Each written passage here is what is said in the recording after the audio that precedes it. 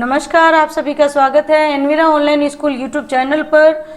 जैसा कि संशोधित पाठ्यक्रम के बाद यानी सिलेबस में जो कटौती की गई है उसके बाद जो कक्षा 11th के लिए निर्धारित चैप्टर है उस चैप्टर में अपना अंतिम दूसरा है ये कक्षा 11th हिंदी साहित्य, कक्षा 11th के आर्ट्स वर्ग कला वर्ग के हिंदी साहित्य का काव्य खंड प्रमुख आधार पुस्तक है हमारी अंतरा। उसके काव्य खंड का कुल जो पाठ निर्धारित किए गए हैं वो 5 अध्याय किए गए हैं, जिसमें आपके हैं कबीर, सूरदास, पद्माकर, महादेवी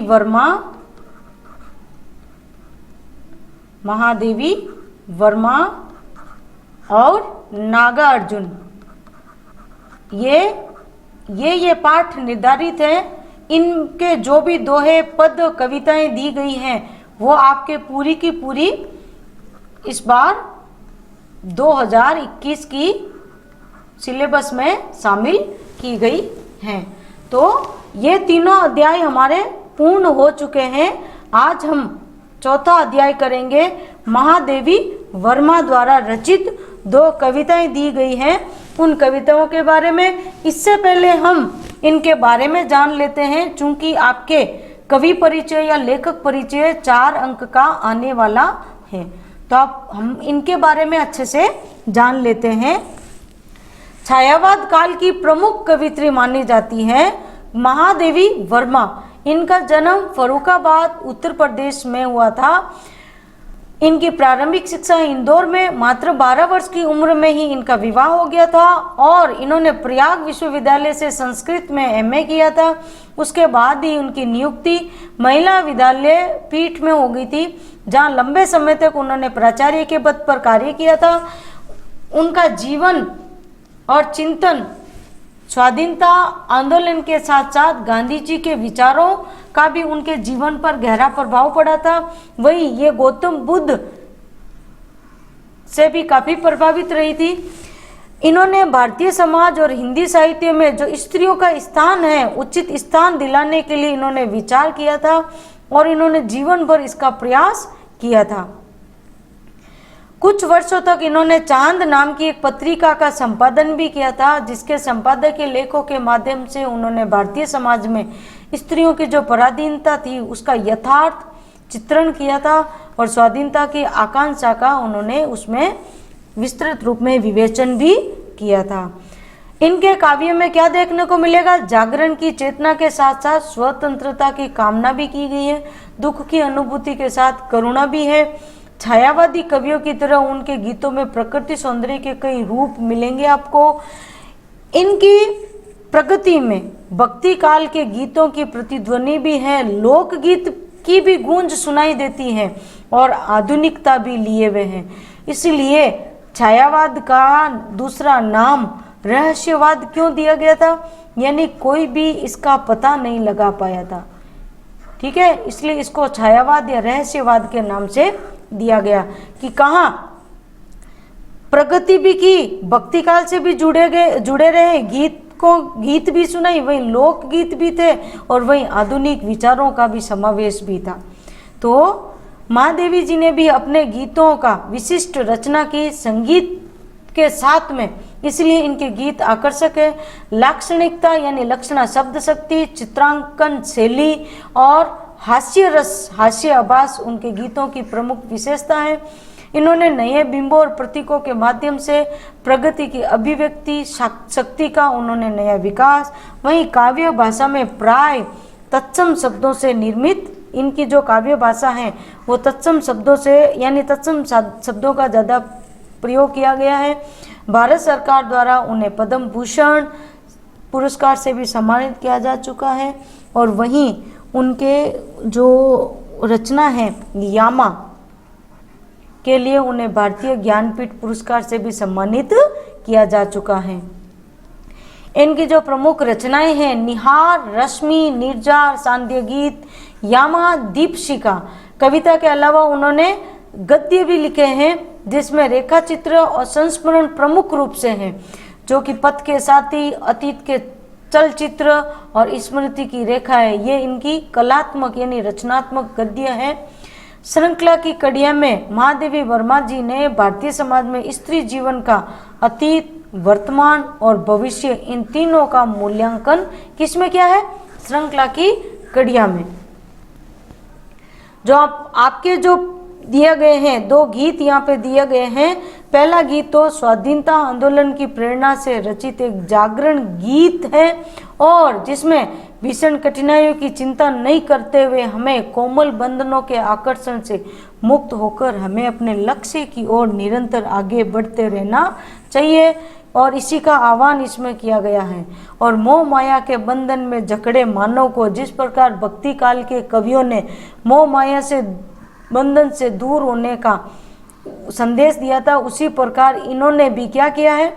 उसी बंधन से जगाते हुए महादेवी जी ने क्या कहा है? जाग, तुझको बहुत दूर तक जाना है।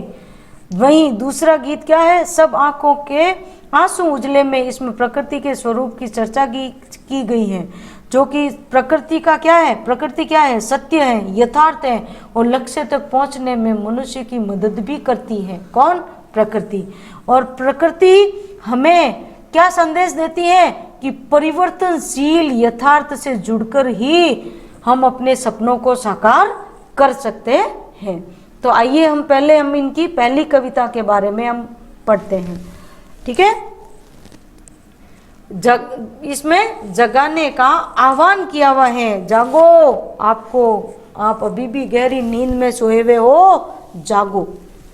कैसे? तो इसका प्रसंग क्या हो जाएगा कि इसमें कवित्री ने क्या जगाने का आह्वान यानी जागने का आह्वान किया है, ठीक है। क्या कि चीर सजग आंखें उनिंदी, आज कैसा व्यस्त बाना, जाग तुझको दूर जाना। चीर सजग यानी लंबे समय से, सदैव, लंबे समय से या सदैव। भारतीय, तुम तो चेतन रहने वाले हो, तुम तो हमेशा से ही सजग रहे हो। अभी तुम्हारी ये आंखें उनिंदी यानी नींद से कैसे भरी हुई हैं। यानी जब अपन नींद से जागते हैं तब हमारी आंखें कैसी होती है? उनिंदी सी होती है, यानी पूरी तरीके से जागे हुए नहीं होते, निद्रा युक्त होती हैं। तो यानी तुम तो हमेशा से, यानी उनको सदैव संघर्ष के लिए, या हमारे उत्साही नवयुवकों को कह रहे हैं कि आज तुम्हारी इन हमेशा से ही सजग रहने वाली ये आंखें आज तुम्हारी निंद्रा युक्त कैसे हैं, इसमें नींद कैसे है, आज कैसा व्यस्त बाना, यानी आज तुम्हारे इन आंखों में इतना ये अस्त व्यस्त जैसा ये बाना क्यों बुना हुआ है। ये इस तरीके का व्यस्त बाना यानी इस तरीके से ये बिखरा हुआ तुम्हारे जीवन में कैसा है, तुम इस तरीके से बिखरे वैसे क्यों हो। जागो, तुझको दूर जाना है, यानी तुम्हें तो बहुत दूर जाना है। अभी तक तुम्हारी ये स्वाधीनता की यानी स्वतंत्रता की घड़ियां आई नहीं है। तुम्हें अपनी स्वतंत्रता प्राप्ति के लिए तुम्हें बहुत दूर तक चलना भी पड़ सकता है। इसलिए तुम जागो, तुम्हें तुम्हारे लक्ष्य तक पहुंचना है, ठीक है। यानी संस्कृत नृत्य को उत्साहपूर्ण जोश ओज गुण की प्रधानता के साथ में वीर रस की अभिव्यंजना के साथ साथ में जगाने का प्रयास किया है। अचल हिमगिरी के हृदय में आज चाहे कंप होले। अब आगे क्या कह रही है कि तुम अपने दृढ़ निश्चय पर सदैव आगे बढ़ने वाले रहे हो, फिर चाहे अचल जो स्थिर, यानी चाहे आज तुम्हारे भीतर क्या हो, चाहे विस्तृत हिमगिरी यानी हिमालय पर्वत यानी बर्फ का पहाड़ यानी हिमालय के हृदय में, यानी आज अगर तुम्हारे भीतर क्या है, हिमालय जैसा विशाल और चाहे कम बोले, चाहे तुम्हारे भीतर इतनी कम कंपी ही क्यों नहीं हो जाए, चाहे तुम कांप क्यों नहीं जाओ, या प्रलय के आंसुओं में मौन अलसित व्योम रोले, चाहे संपूर्ण आकाश में व्योम आकाश, ठीक है, चाहे ये संपूर्ण आकाश यानी ये पूरा आकाश चाहे प्रलयकारी भयंकर वर्षा ही क्यों नहीं कर दे, अपने आंसुओं की वर्षा करने वाला ही क्यों नहीं बन जाए, चारों तरफ चाहे आपको जल प्रलय दिखाई दे या हिमालय जैसी कंपकंपी तुम्हारे भीतर आ जाए, लेकिन फिर भी आज पी आलोक को डोले तिमिर की घोर छाया, यानी चारों तरफ भले क्या छा जाए, यानी अंधेरा क्या करता है, आलोक यानी प्रकाश को पी जाता है, यानी जब अंधेरा छाता तो प्रकाश को क्या कर देता है, पूरी तरीके से ये अंधेरा क्या करता है, ढक देता है। तो चाहे पूरे इस प्रकाश को पी जाने वाले घोर अंधकार की घनी छाया ही क्यों नहीं मंडरा जाए, जाग कर विद्युत शाखाओं में निठुर तूफान बोले, तुम तो प्रकाश की, तुम तो क्या करोगे कि चारों ओर इतना तीव्र निष्ठुर कठोर, निष्ठुर या कठोर चाहे तूफान भी क्यों नहीं डोले, जिसमें आंधी वर्षा भयंकर, जिसमें कड़कड़ाती बिजली चमचमाती है, कड़कड़ाती हैं, शिखाएं यानी बहुत ऊपर तक जाती हैं, तीव्र वज्रपात जैसी भयंकर घटनाएं घटित हो रही हैं, चाहे कितनी भी, ये सब क्या है, आपके लक्ष्य प्राप्ति में आने वाली इन सभी को कवित्री ने क्या बताया है, बाधाएं। तो इन बाधाओं से तू मत घबराना, इन बाधाओं से तू क्या करेगा, घबराएगा नहीं, क्या करेगा तू, पर तुझे है नाश पथ पर चिन्ह अपने छोड़ जाना, जाग तुझको दूर जाना।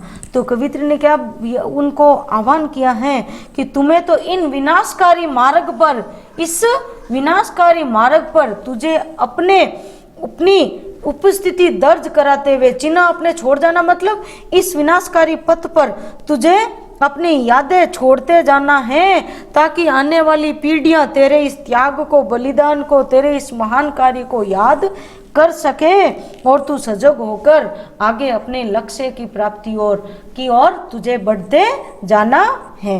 यानी कवित्री ने यहाँ क्या आह्वान किया है, यानी संस्कृत निष्ठ शब्दावली में नवयुवकों से आगे बढ़ते रहने का आह्वान किया है। वीर रस और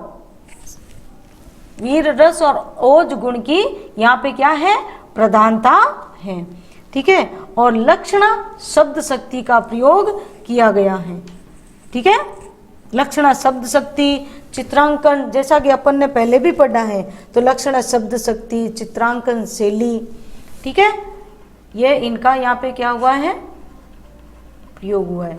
लक्षणा शब्द शक्ति यानी व्योम ये अलसित व्योम रोले आंसुओं में, हिमगिरी के हृदय में, ये सब क्या है, ये लक्षणा शब्द शक्ति का प्रयोग किया गया है, ठीक है। और इसके अलावा कौन सा रस आएगा आपके यहाँ पे, वीर रस की अभिव्यंजना हुई है, ठीक है, और वीर रस आता है तो वहां पे गुण कौन सा आ जाता है आपके, ओज गुण, ठीक है।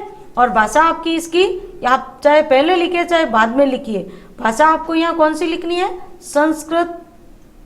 संस्कृत निष्ठ, तत्सम शब्दावली युक्त लिखते हो या संस्कृत निष्ठ शब्दावली लिखते हो, तो संस्कृत निष्ठ शब्दावली युक्त क्या है, खड़ी बोली भाषा। ये छायावाद कालीन कवियों की या कवियत्रियों की प्रमुख भाषा रही है, ठीक है। तो ये इनके क्या होंगे, आप चाहे ये कविता पढ़ो चाहे इसके दूसरी कविता जो दी गई है उसमें विशेष से संबंधित आपको यही लिखना है, ये इसका काव्य सौष्ठव या कवित्री की प्रमुख भाषा, शिल्प, सौंदर्य, चाहे आप कुछ भी पूछो आपको ये चीजें आपको पता होनी चाहिए। ये छायावाद कालीन कवियों की प्रमुख उनकी काव्य विशेषता, चाहे सभी कवियों की देखा जाए तो ये आपको मिल ही जाएगी। जिन्होंने यदि प्रकृति वर्णन किया है तो प्रकृति वर्णन में आ जाता है आपके शांत रस, और जब शांत रस आता है तो प्रसाद गुण, वो इस तरीके से आपके चेंज हो जाते हैं। ठीक है, आगे यहाँ तक समझ में आपको? फिर देखिए आगे कि आगे क्या कह रही है, अब और जगाने का कैसे प्रयास करिए कि बांध लेंगे क्या तुझे ये मोम के बंधन सजीले। अब यहाँ क्या कह रहे हैं, यानी जो सांसारिक बंधन है, जैसे कबीरदास जी ने इस संसार के सांसारिक बंधन को कैसा बताया है, मोम का बंधन। होता है क्या? नहीं होता है। तो मोम का बंधन यानी भेद रहित आरोप लगाया गया है। तो यहाँ अलंकार कौन सा है आपके? रूपक अलंकार। ठीक है, तो ये सांसारिक बंधन तो अपने लिए कैसा है? एक मोम का बंधन। क्या मोम किसी को बांध सकता है क्या? मोम तो खुद कितना कोमल होता है। तो ये सांसारिक जो मोह माया है, ये कैसी है? मोम के समान पिघलने वाली है। जितना आप इसमें दसते जाओगे उतना आप उलझ के रह जाओगे, और यदि आप इनसे बाहर निकले तो शायद आप अपना क्या कर सकते हो? आप अपना लक्ष्य प्राप्त कर ही सकते हो। ठीक है, ये आपको आगे बढ़ने से नहीं रोक सकेंगे। ये क्या आपको बांध लेंगे क्या सांसारिक बंधन? नहीं। ठीक है, पथ की बाधा बनेंगे तितलियों के पर रंगीले, यानी इनको कैसा बताया? तितलियों के रंगीले पंखों के समान बताया है, जो कि हमारे पथ की बाधा, यानी तुम्हारे इस पथ की बाधा तो रोक ही नहीं सकती हैं। ये सुंदर, आपकी ये सुंदर जैसी तितलियों जैसी सुंदर जो बालाएं हैं, ये आपको क्या कर सकती है? केवल और केवल क्षण भर के लिए आपको आकर्षित कर सकती हैं, लेकिन आपकी पथ की बाधा ये नहीं बन सकती हैं। क्या ये बनेगी? यहाँ प्रश्न पूछ रही है कवित्री उनसे, तो प्रश्नात्मक शब्द से ली। ठीक है, विश्व का क्रंदन बुला देगी मधुप की मधुप गुनगुन। क्या कह रही है कि स्वाधीनता की लड़ाई में जो लोग जो संघर्ष कर रहे हैं, उनके सामने भी तो भोग विलास के आकर्षण सब आते हैं, लेकिन फिर भी वो उनको क्या करते हैं? उन्होंने उनको ठुकराया था हमारे स्वतंत्रता सेनानियों ने। तो तुम भी उन्हीं भारतीयों की संतान हो, तो तुम भी इन प्रत्येक कष्टों को, इनको दूर करते जाओ। क्या तुम्हारी ये आत्मा क्या इस विश्व के करुण क्रंदन को भुला सकती है? क्या तुम्हारी ये इनका क्या आकर्षण, क्या ये मधु यानी भौरे की जो मधुर गुंजार है, क्या आपको अपने पथ, क्या आपको आपके पथ से पथ भ्रष्ट कर सकती है? क्या डुबो देंगे तुझे ये फूल के दल ओस गिले। क्या तुम्हें ये अपने ओस के दल, यानी ये जो ओस के दल किसको बताया है? फूलों के दल के ऊपर जो ओस गिले होते हैं ना, ओस गिले, जो ओस की बूंदें होती है वो कैसी होती है? क्षणिक भर के लिए, जैसे सूर्य का प्रकाश आता है कि वो नष्ट हो जाती हैं। तो ये सांसारिक मोह बंधन भी आपके लिए कैसा है? ये क्षणिक भर का है। तो क्यों आप इन फूलों के दल, क्या फूलों का दल ओस से हर समय तक भीगा रहता है क्या? नहीं रहता है, यानी वो तो दूर हो ही जाता है, यानी बंधा हुआ नहीं रहता है। तो हमें भी उनके भांति ही रहना। तो यहाँ पे भी आपके क्या है? रूपक अलंकार है, देखो। ठीक है, और यहाँ प्रतीकात्मक शैली का प्रयोग किया है, प्रतीकात्मक शैली का प्रयोग किया गया है। ये कितने प्रयास करते हैं, लेकिन क्या फूलों के दल को बांध सकते हैं क्या? क्या उनकी गंध को बांध सकते हैं? नहीं बांध सकते हैं। तो हमें अपने लक्ष्यों से भटकना नहीं है। तू ना अपनी छां को अपने लिए कारा बनाना, यानी तू अपनी ही छां को अपने लिए क्या मत बनाना? कारा, यानी तुम अपनी ही छां में, कारा यानी उस अपनी छाया को तू कैद मत बना लेना।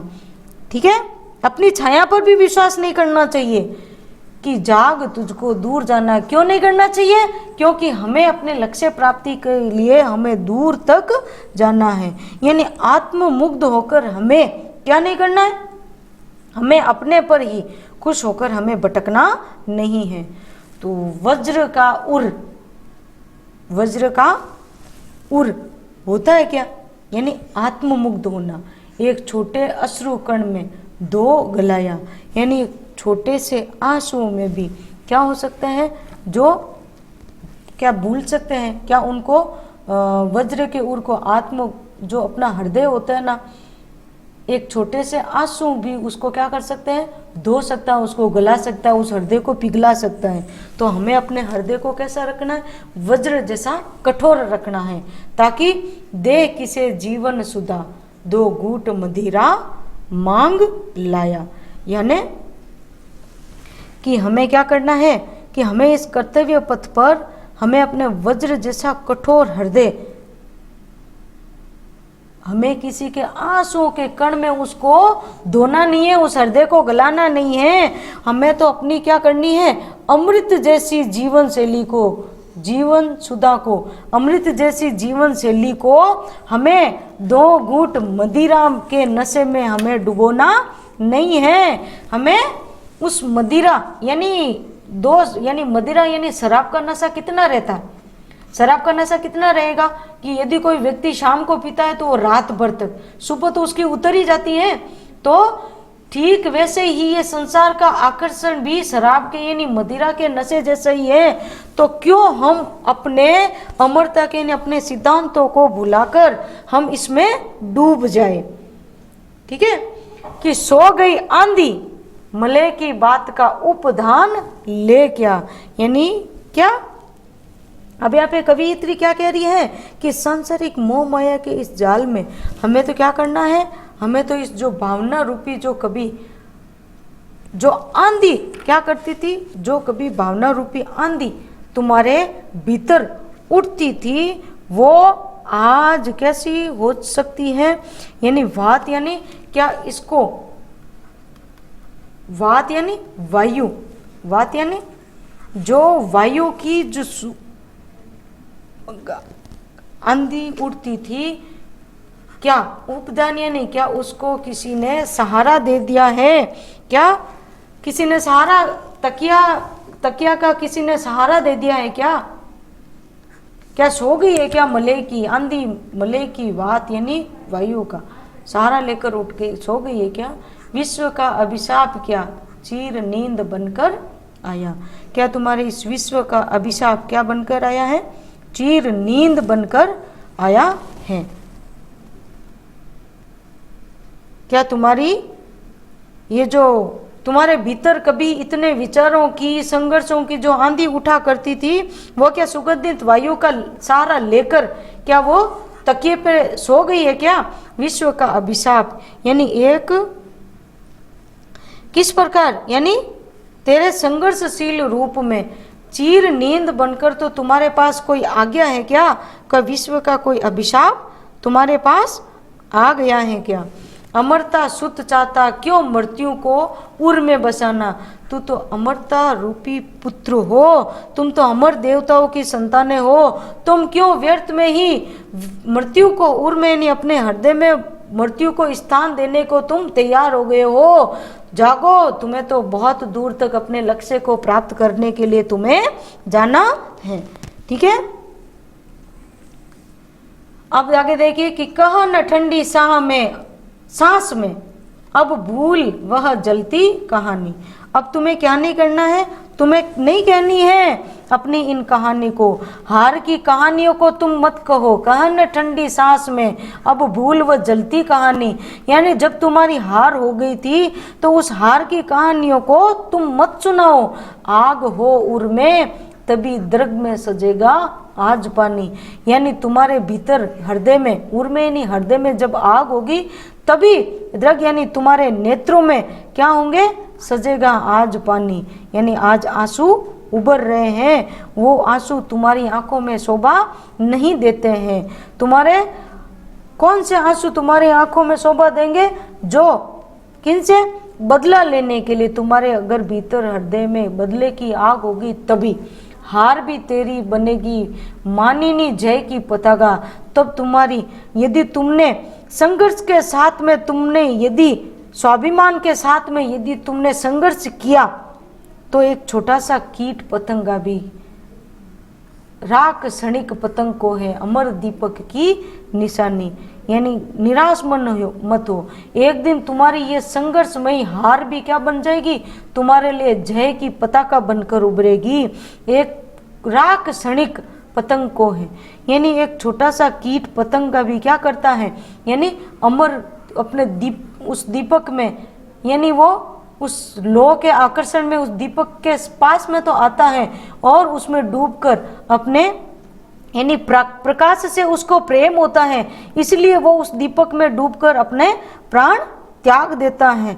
तो जब ये पूरा संसार भी, जब पतंगे की राख को भी उसकी भावना को पहचान लेता है, तो तुम तो अपनी स्वतंत्रता प्राप्ति के लिए, लक्ष्य प्राप्ति के लिए, तुझे भी समझ लो कि है तुझे अंगार सैया पर, तुझे भी इस अंगारों की सेज पर तुझे भी क्या करना है, यानी इस आग के शोले पर तुझे भी अपनी मृदुल कलियां यानी अपनी सैया बिछानी है। अपनी मृदुल कलियां यानी ये मृदुल कलियां ही, अंगारों की सेज भी तुम्हारे लिए तो क्या है, ये कोमल कलियों की तुम्हारे लिए सेज है, सैया है, तुम्हारा यही बिस्तर है। यानी जो बलिदान के पथ पर चलने वाले के लिए, त्याग एवं समर्पण की भावनाओं रखने वालों के लिए अंगार की सेज ही, वो अंगारों की सेज को ही कोमल सेज मानते हैं। जाग तुझको दूर जाना है, अरे तू तो जाग, तू सोया मत रहे, तुझे बहुत दूर तक जाना है। तो अंगार से या रूपक अलंकार का प्रयोग हुआ है। इसके अलावा अनुप्रास अलंकार है ही है। ओज गुण वीर रस की प्रधानता है। शब्द शक्ति कौन सी है आपके, लक्षणा शब्द शक्ति का, और भाषा कौन सी है, संस्कृत निष्ठ शब्दावली। इस पूरी कविता में यही है। आइए देखिए दूसरी कविता की ओर बढ़ते हैं। इस कविता के में कवित्री यानी महादेवी वर्मा ने क्या बताने का प्रयास किया है, यानी इसमें किसका वर्णन किया गया है, कवित्री ने किसका वर्णन किया है कि हमें क्या करना चाहिए, जिस प्रकार यानी प्रकृति के माध्यम से, यानी जिस प्रकार प्रकृति एक दूसरे के प्रति समर्पण का भाव रखती है, तो हमें भी एक दूसरे के प्रति क्या करना चाहिए, समर्पण के भाव के साथ हमें जीवन जीना चाहिए। ठीक है, कैसे कि सब आंखों के आंसू उजले सबके सपनों में सत्य भला, यानी सभी प्राणियों के, इस संसार के सभी प्राणियों के आंखों के क्या है, आंसू, यानी जिस प्रकार यानी एक दूसरे के प्रति जो भी आंसू बहाते, यानी सभी आंखों के जो भी आंसू बहते हैं या दुख को प्रकट करते हैं, वो कैसे होते हैं, उजले, यानी कैसे होते हैं, पवित्र होते हैं, साफ होते हैं, स्वच्छ होते हैं, भाव से युक्त होते हैं, सबके सपनों में सत्य पला। क्यों, क्योंकि इन सभी की आंखों में क्या होता है, एक सत्य को देखने का एक सपना होता है। सबके सपने भी कैसे होते हैं, सत्य ही होते हैं। जिसने उसको ज्वाला सौंपी, कवित्री कहती हैं कि जिस किसी ने भी प्रकृति की शक्ति को यानी दीपक की आग को, जिस किसी ने भी उसको प्रकाश को सौंपा है, और वही शक्ति उसने उसमें मकरंद भरा, मकरंद यानी सुगंधित रस, सुगंधित सुगंध, यानी जब कीट पतंगा यानी प्रकृति की शक्ति, यानी प्रकृति क्या करती है, इसमें दीपक और पुष्प समझ लो, यानी प्रकृति अपना तेज किसको देती है, पुष्प को देती है, और बदले में पुष्प उसको क्या देता है, सुगंध देता है। यानी आलोक लुटाता वो गुलगुल, देता जरिए सौरभ बिखरा, यानी जब वो प्रकृति उसके ऊपर अपना प्रकाश लुटाती है, ठीक है, तो वो प्रकाश यानी वही शक्ति बनकर वो पुष्प क्या करता है, अपनी सुगंध उसमें, यानी जब प्रकृति उसमें सुगंध भरती है, तो उसी आलोक के बदले वो क्या देती है, देता जड़ यानी जड़कर या नष्ट होकर यह सौरभ बिखरा, यानी वो प्रकृति के प्रांगण में, यानी इस प्रकृति के आंगन में वो खुद स्वयं जड़कर क्या दे देता है, अपनी खुशबू दे देता है, यानी स्वयं को अपने आप को मिटा देता है। तो इस प्रकार पराग की रस की वर्षा करना और सुगंध बिखेरने में वो पीछे नहीं हटता है। तो हमें भी प्रकृति से सीख लेनी चाहिए कि हमें एक दूसरे को देना और लेना होना चाहिए, एक दूसरे के प्रति त्याग एवं समर्पण की भावना होनी चाहिए। कि जिस प्रकार प्रकृति ने अपनी ज्वाला किसको सौंपी थी, पुष्प को सौंपी, यानी अपना तेज सौंपा, उसमें मकरंद यानी सुगंध भरी, तो वही रस और सुगंध आलोक लुटाता, उसी प्रकाश को वो लुटा देता है गुल गुल कर, यानी उसमें गुलकर अपना स्वयं जड़कर, यानी उस प्रकृति के आंगन में स्वयं अपने आप को क्या कर देता है, अपनी सुगंध को बिखेर कर वो अपना त्याग और समर्पण दिखाता है। दोनों संगी यानी प्रकृति और पुष्प यानी दीपक और पुष्प दोनों एक दूसरे से कैसे, एक दूसरे के साथ सहयोग यानी मित्रता का भाव रखते हैं। पथ एक, उन दोनों का क्या है, यानी उन दोनों का लक्ष्य भी एक ही है, क्या कि किंतु कब दीप खिला कब फूल जला, यानी दोनों को प्रसन्नता करना है, लेकिन कोई भी एक दूसरे के काम में यानी एक दूसरे के काम में टांग नहीं अड़ाते हैं, हस्तक्षेप नहीं करते हैं। यानी इसलिए तो दीपक पुष्प की तरह क्या करता है, वो कब खिलता है, सुबह ही खिलता है, और पुष्प तो खिलता है, और दीपक क्या दिन में कभी खिलता है, नहीं खिलता है। दीपक कब जलता है, रात में। क्या फूल कभी रात में खिलते हैं, नहीं, फूल हमेशा प्रातः काल में खिलते हैं, दिन के समय में, उसमें दीपक का कोई काम नहीं होता। और दीपक कब जलते हैं, दीपक रात को जलते हैं जब पुष्प नहीं खिलते हैं। ठीक है, तो इस प्रकार जो दीपक और पुष्प एक दूसरे के प्रति परोपकार का ये सहयोगी बनते हैं, हमें भी उनसे शिक्षा लेनी चाहिए। तो यहाँ पे विरोधाभास का प्रयोग हुआ, देखो, कब दीप खिला कब फूल जला।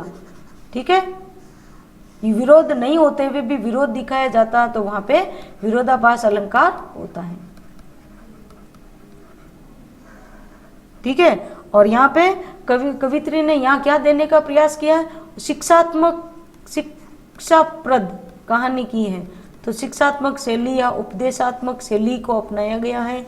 संस्कृत निष्ठ शब्दावली, संस्कृत निष्ठ खड़ी बोली भाषा का प्रयोग किया गया है। अब यहाँ पे रस कौन सा है, शांत रस। कौन सा रस है, शांत रस। ठीक है,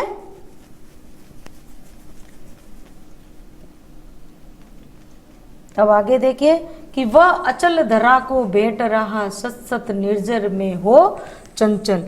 यानी अब यहाँ पे आगे किसका उदाहरण दिया कवित्री ने, पर्वत और सागर का, अचल पर्वत का। ठीक है, पर्वत और सागर का उदाहरण देते हुए कवि ने परोपकार यानी परोपकार की भावना रखने का संदेश दिया है।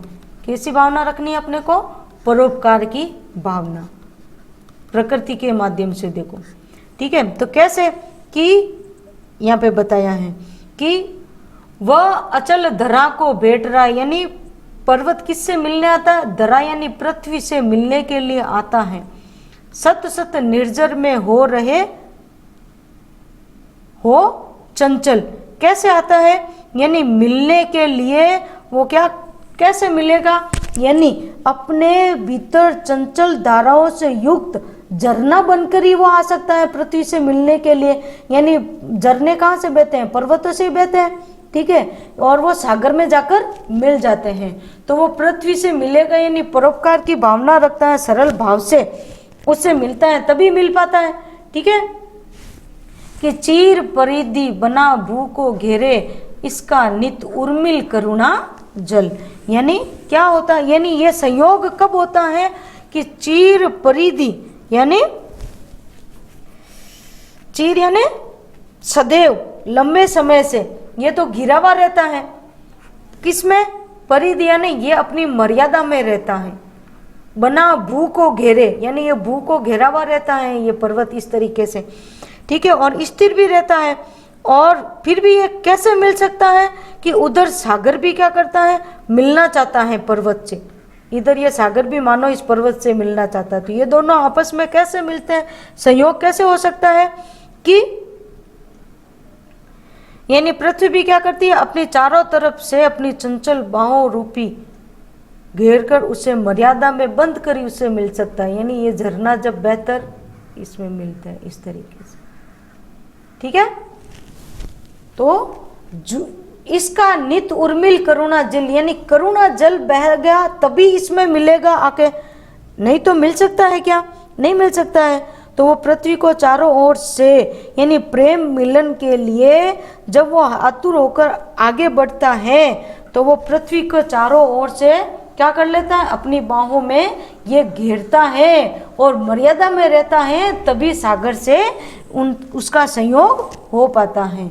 कब सागर उर पाषाण हुआ, कब गिरी ने निर्मम तन बदला और पता ही नहीं चलता है कि ये इन दोनों का मूल स्वभाव भी बदल जाता है।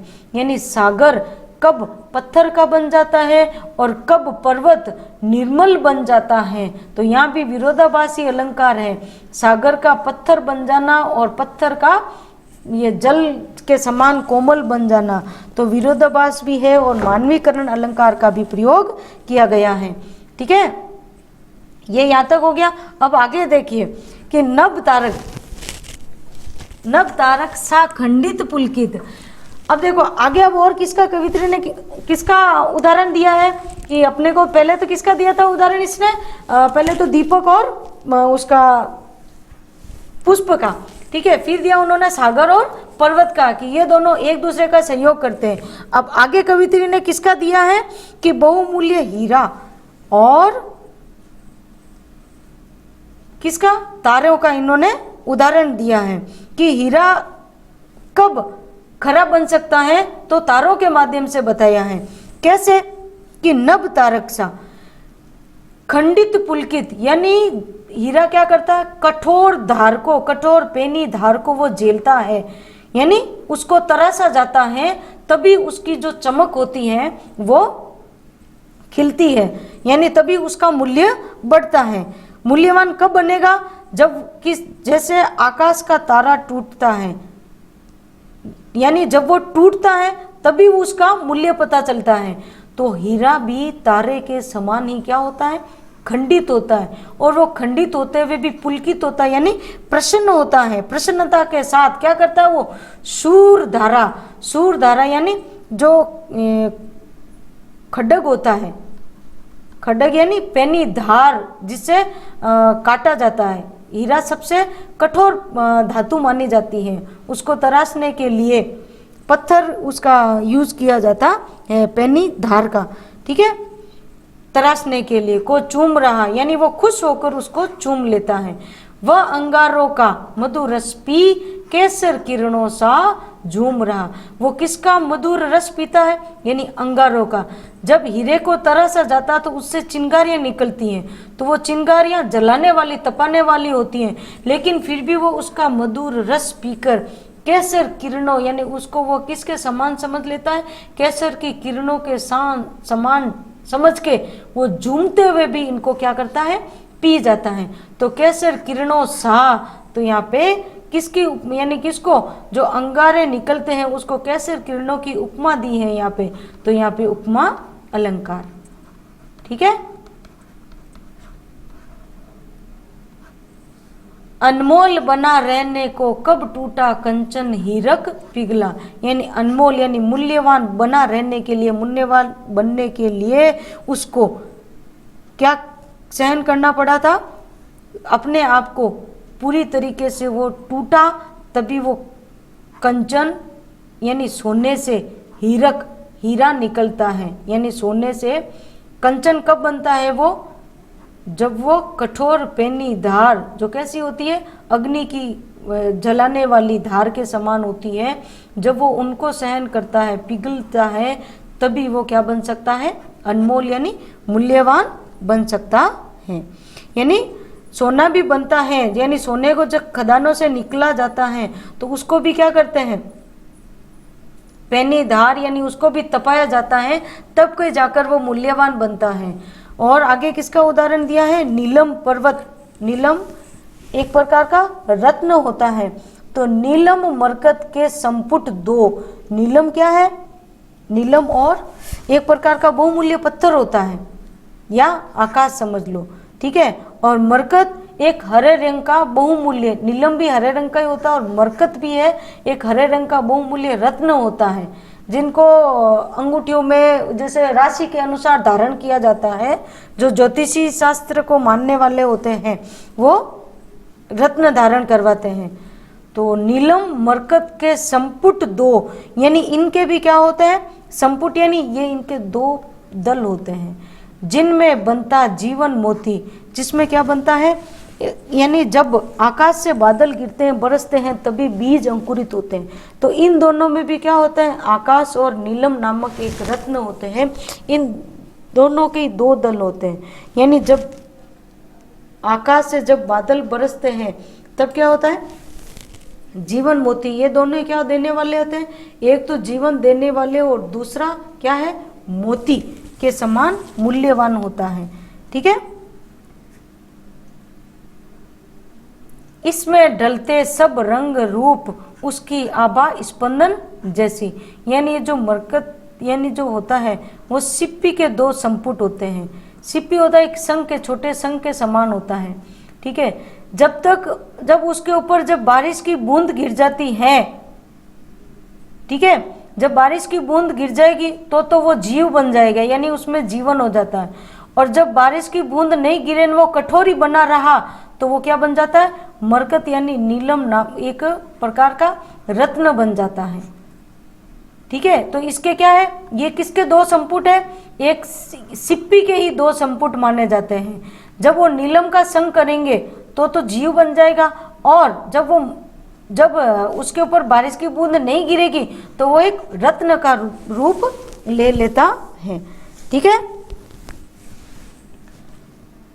यानी सभी प्रकार के रंग रूप आभा स्पंदन एक जैसी होती है, लेकिन अलग अलग संग करने से क्या बन जाते हैं, वो एक जीव बन जाता है तो दूसरा रत्न का रूप ले लेता है। तो नीलम और पन्ना ये दोनों क्या है, एक प्रकार के दो संपुट है, किसके, सिप्पी के। जो नभ में विद्युत मेघ बना व रज में अंकुर हो निकला। यानी जो आकाश में विद्युत मेघ बना, यानी जो विद्युत मेघ यानी जब वो बिजली की चमक के साथ जब वही शक्ति बादल बन जाती है, तो वही शक्ति यानी रज में यानी मिट्टी में अंकुर यानी बीज के रूप में अंकुरित होकर वो पौधे के रूप में बाहर निकलता है। तो ये सब किसके कारण होता है, कि संस्कृति यानी संगति के कारण ही। किसके कारण, संस्कृति यानी सृष्टि के कारण ही। कि प्रति पग में मेरी यानी प्रत्येक कदम कदम पर मेरी सांसों का नव अंकन चुन लो। तो कवित्री भी क्या कह रही है कि हम मनुष्य क्या है, प्रत्येक सांस में हम नया रूप धारण करते रहते हैं, और प्रकृति का ये परिवर्तन तो चलता ही रहता है। तो हमें भी इस प्रकृति के परिवर्तन से क्या करना है, प्रकृति के सांसों के साथ में हमें अपनी सांसों का स्पंदन क्या करना है, नव अंकन चुन ले, यानी इस प्रकृति के साथ में हमें भी मिल जाना है। मेरे बनने मिटने में नित, यानी मेरे हमेशा बनने में और मिटने में क्या है कि किस प्रकार अपनी सारी इच्छाएं ये एक दूसरे की पूरा करते हुए मिट जाते हैं, नए बन भी जाते हैं। तो अपनी साधों के क्षण गिन लो। तो आपको भी अपने साधों के यानी लक्ष्य के पलों को आप भी गिनो, और जलते खिलते बढ़ते यानी चाहे जलो चाहे खिलो चाहे बढ़ते रहो, जग में गुल मिल एकाकी प्राण चलो। यानी हमें भी इस संसार में हम जब आए हैं तो हमें गुल मिलकर एकाकी का प्रण लेते हुए यानी सबके साथ हमें हिल मिलकर आगे बढ़ते जाना चाहिए। सपने सपने में सत्य डला, क्योंकि प्रत्येक के सपनों में क्या है, सत्य है। सभी किसके आधार पर हुए हैं, सभी सत्य के आधार पर, यानी सपनों में सब अपने सत्य के साथ में भी हुआ है। ठीक है, आइए अब बढ़ते हैं इसके प्रश्नोत्तर की तरफ। जहाँ कहीं आपको समझ में नहीं आए तो आप कमेंट कर दीजिएगा, मैं कमेंट बॉक्स में उसका आंसर बता दूंगी। ठीक है, प्रश्न देखिए कि जाग तुझको दूर जाना है, कविता में कवित्री मानव को किन विपरीत परिस्थितियों में आगे बढ़ने के लिए उत्साहित कर रही है। तो यानी जब हम अपने लक्ष्य प्राप्ति की ओर बढ़ते हैं, यानी कवित्री ने यहाँ यही संदेश दिया, उनको उत्साहवर्धन इन्हीं शब्दों के माध्यम से किया है कि चाहे भीषण बारिश हो, चाहे वर्षा हो, चाहे हिमालय जैसा कंपन हो, चाहे घोर अंधकार हो, लेकिन फिर भी तुम्हें आगे बढ़ते जाना है। संसार के इस मोम रूपी आकर्षण से तुम्हें बंधना नहीं है, इस सौंदर्य के प्रति तुम्हें विचलित नहीं होना है, ना ही किसी प्रकार की ममता से तुम्हें जकड़ना है, आगे बढ़ते रहना है। दूसरा देखिए कि मोम के बंधन और तितलियों के पर का प्रयोग कवित्री ने किस संदर्भ में किया है और क्यों। तो मोम का बंधन तो क्या होता है कि हम प्राणी, हम मनुष्य क्या करते हैं, जरा से दो किसी के आंखों में, हमारे सामने जरा से कोई दो आंसू क्या ला दे, हम बहुत जल्दी पिघल जाते हैं, जैसे मोम पिघलते हैं उसको जलाने पर। तो हम तो किसी के आंसू देखकर जरा से पिघल ही जाते हैं और उस बंधन में बंध ही जाते हैं। ठीक है, यानी हमारे जो निकटजन हैं, हमारे जो जैसे सब मेरे, ये भी मेरे, ये भी मेरे, ये भी मेरे, तो और वहीं इसके जगह और तितलियों के पर किसको बनाए? उन सौंदर्य आकर्षण, जो सौंदर्य और अपने आकर्षण से किसी को अपनी ओर आकर्षित करती है, उनको अपने आकर्षण में जाल में फांस लेती है, उन नवयुवकों के, यानी जो अपने सुंदर या छेल अपने छबीले आकर्षण के द्वारा नवयुवकों को अपने पथ से भटका देती है, तो उनकी ओर आकर्षण या इस संदर्भ में किया है। तीसरा है कि कवित्री किस मोहपूर्ण बंधन से मुक्त होकर मानव को जागृति का संदेश दे रही है। तो हमें कौन से मोहपूर्ण बंधन से, इस सांसारिक मोह के बंधन से मुक्त होकर जागृति का संदेश दिया है। ठीक है, यानी ऐसे बहुत से बंधन हैं जो हमें हमारे लक्ष्य से भटकाते हैं। चौथा देखिए, कविता में अमरता सूत्र का संबोधन किसके लिए किया है? अमरता सूत्र का संबोधन कवित्री ने हमारी संस्कृति के लिए। किसके लिए? संस्कृति। हमारी संस्कृति कैसी है? चिर पर्यंत अमर, देव सृष्टि, देवताओं की सृष्टि के समय से हमारी संस्कृति आज भी बनी हुई है। तो और हम भी किनके हैं? हम उसी अमरता की सूत, यानी हम तो उन्हीं अमर देवताओं की संतान हैं, तो हम क्यों रुके? पांचवा प्रश्न, जाग तुझको दूर जाना स्वाधीनता आंदोलन की प्रेरणा से रचित एक जागरण गीत है। तो इस कथन के आधार पर कविता की मूल संवेदना, यानी जो आज के नवयुवक जो चीर निद्रा में, यानी किसमें? सांसारिक मोह बंधन में जकड़कर या तितलियों के पर यानी प्रेम जाल में फंसकर अपने लक्ष्य से भटक जाते हैं, उनकी ओर ही कवित्री ने अपनी संवेदना प्रकट की है। फिर काव्य सौंदर्य देखिए, काव्य सौंदर्य के लिए देखिए, आपको मैंने पहले ही बता दिया है कि वैसे मैं इन सभी प्रश्नोत्तर का अपन यहाँ पे एक तो विश्लेषण करूँ, इससे अच्छा मैं आपको क्या दूंगी, टाइम वेस्ट हो रहा है, यानी समय को ध्यान में रखते हुए मैं आपको PDF लिंक दूंगी, वहाँ से आप इन प्रश्नों के उत्तर डाउनलोड कर लीजिएगा और फिर भी कहीं नहीं समझ में आए तो आप पूछ लीजिएगा। वीडियो को पूरा देखने के लिए और साथ में बने रहने के लिए आपका बहुत बहुत धन्यवाद, आभार।